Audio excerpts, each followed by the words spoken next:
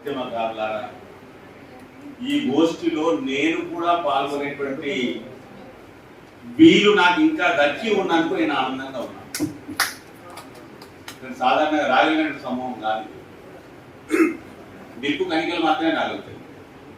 నేను నిప్పు కణికను అనుకోను, కానీ నిప్పు స్వభావాన్ని నిరంతరం గౌరవిస్తూ జీవిస్తున్నటువంటి వారిగా భావిస్తూ మీతో ఒక మాట 2 నిమిషాలు మాత్రమే నేను చెప్తాను. తెలంగాణ వచ్చేసిందా? అప్పుడే 10 ఏళ్ళు అయిపోయిందా? తెలంగాణ ఎంత దూరం పోయింది? తెలంగాణ ప్రభుత్వం కూడా వచ్చిందా? చాలా దూరం పోయిందా? 10 ఏళ్ళు దాటి 2 10 2 దశకంలోకి అడుగు పెడుతుందా?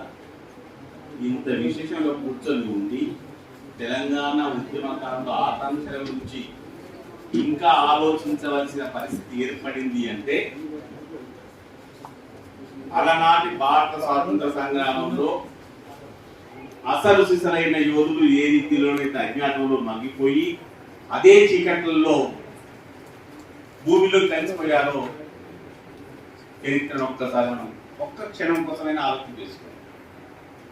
తెలంగాణ వీరగడ్డ అలనాటి హైదరాబాద్ సంస్థానాన్ని భారత గణతంత్ర రాజ్యంలోకి విలీనం చేయడం కోసం చేసినటువంటి మాత్రమైన పోరాటం, సాయుధ పోరాటం, అనేక రూపాల్లో జరిగినటువంటి ఆరాట పోరాటాల మహా ఉద్యమం. ఆ తర్వాత మొన్నటి వరకు కూడా కమిటీలు వేసుకొని ఆ కమిటీలలో అలనాటి నాయకుల వెంట తిరిగేటువంటి వాళ్ళ ప్రాపకంతో నిజమైనటువంటి యోధులకి గుర్తింపు, రక్షణ, సంరక్షణ, సామాజిక భద్రత సాధించడానికి ఎంత కఠినమైందో, కష్టమైందో దాని నేపథ్యంలో ఈనాటి తెలంగాణ ఉద్యమకారుల ఆకాంక్షలు ఈ రీతిలో ఒక నినాదంగా మిగిలిపోయినాయి అంటే, వేదనగా కనిపిస్తున్నాయి అంటే నాకు కలుగుతా ఉంది. మీ క్షేమం కోసం, మీ అందరి క్షేమం కోసం మీలో ఒకటిగా నాదైనటువంటి రీతిలో పోరాటం చేసే సౌభాగ్యం దక్కి తెలంగాణ స్వరూపాన్ని, భౌగోళిక స్వరూపాన్ని దాదాపు దాని నమూనాను నిర్ధారణ చేస్తున్నప్పుడు ఆ పెన్సిళ్ళు, పెన్నులు నా చేతుల మీదుగా సాగినటువంటి చరిత్ర కలిగినటువంటి వారిగా నేను నిజాయితీగా మీకు సూచన చేస్తా ఉన్నాను. వర్తమాన ప్రభుత్వమా, భారత ప్రభుత్వమా ఎవరు గుర్తిస్తారో తెలియదు, కానీ ఇక నుంచి తెలంగాణ ఉద్యమకారులు స్వాతంత్ర సమర యోధుల స్థాయిలో వ్యవహరించాలి. తెలంగాణ ఉద్యమకారులు 1994-95 నుంచి విపరీతమైన ఆరాటాలు మొదలైనవి. 95లో బీబీ హాల్లో పాషం యాదగిరన్న అటు గద్దర్ను ఇటు నన్ను ఇద్దరిని గట్టిగా పట్టుకుపోయాడు. మొట్టమొదటిసారి గద్దర్బాయి గద్దె కట్టినాడు. అదే వేదిక మీద ప్రధాన ప్రసంగం పాషం యాదగిరన్న నా చేత చేపించాడు. ఇలా సాగుతూ పోతున్నది. ఉద్యమకారులను గుర్తించేందుకు ప్రభుత్వాలు ఏ రీతిలో వెళ్తాయో నేను ప్రభుత్వానికి సూచన చేయను. ఇక్కడ ప్రభుత్వానికి అడుగడుగున కనలే.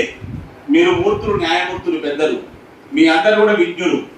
తెలుసు ప్రభుత్వానికి ఏ రీతిలో సమాచారం, ఏ రీతిలో వేగులు, ఏ రీతిలో కళ్ళు ఉంటాయి.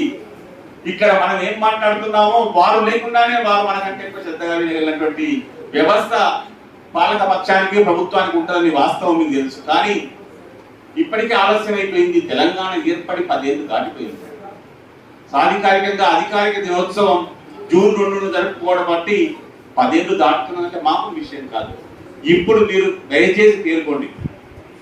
మీ అందరూ మీరుగా స్వతంత్రంగా సోదరా విఠల్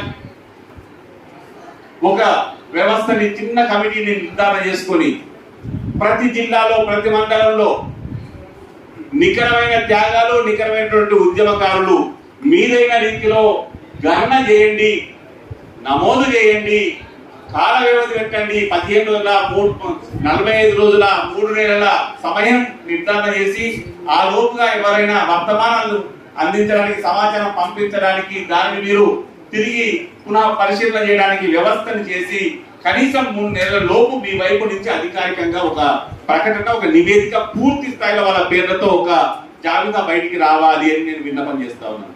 ఇటువంటి అరాచకం కొనసాగొద్దు. యాదగిరన్న, బిఎస్, ఇక ఈ అరాచకాన్ని మీరు ముగించాలని మీరు నడుపుకొట్టండి. ఇది మీ కమిటీ కాదు, ఏ సర్కార్ కమిటీలో మీరెందుకయ్యా? మీ పేరు చూస్తే ఒక్కొక్కడు ఏమేమి పోసుకుంటాడో మాకు తెలుసు. మీకెందుకయ్యా ఇవన్నీ? మీకెందుకు? మీరు యోధులుగానే ఉంటారు, కానీ యోధులకు జరిగిన గౌరవం ఆకాంక్ష కాదు, ఇది ఆక్రందన. ఈ ఆక్రందన స్థితిలో ఈ దశలో మనం ఉండడానికి వీలు లేదు. దీని తర్వాత స్వాతంత్ర సమరయోధుల స్థాయిలోనే వీరిని గుర్తించాలి అనేటువంటిది జస్టిస్ చంద్రకుమార్ గారు చెప్పినటువంటి రీతిలో ఇంకా కేసులు మిగిలి ఉన్నటువంటి బాధలు ఇప్పటికీ మా దృష్టికి వస్తూనే ఉంటాయి. ఎంతో వేదన కలుగుతూ ఉంటుంది.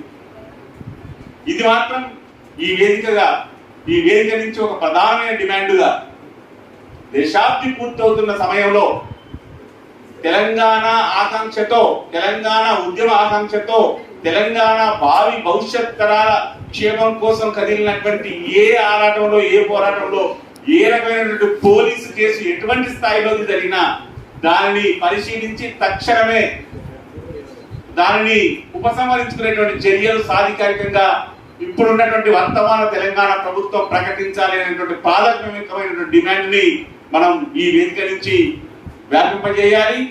అది ప్రభుత్వం కళ్ళకు చెవులకు కూడా అందేటువంటి రీతిలో సాగాలి. దాంతో పాటు మీ యోగక్షేమానికి నేను కట్టుబడి ఉండేటువంటి వారిని ఆవేదన చెందకండి. గుడిలోకి వెళ్లే కంటే ముందు విగ్రహం అందరం తయారు చేస్తాం.